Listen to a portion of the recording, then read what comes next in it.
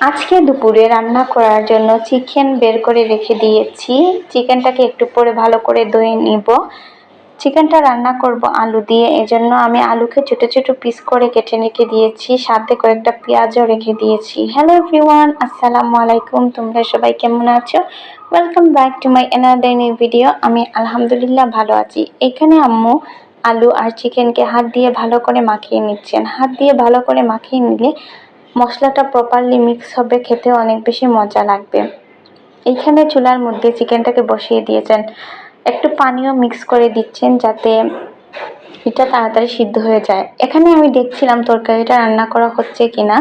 এটা এখনো প্রপারলি রান্না হয়নি। যখন এটা সিদ্ধ হয়ে যাবে তখন চুলা থেকে নামিয়ে দিব।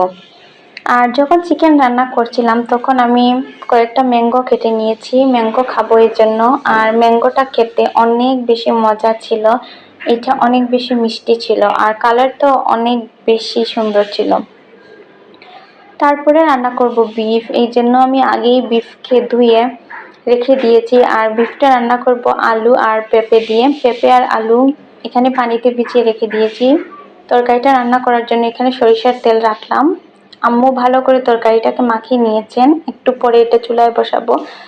এখানে তরকারিকে ভালো করে নাড়তে হবে। সো আজকের ভিডিও এই পর্যন্তই। তোমরা সবাই ভালো থাকবা, বাই বাই।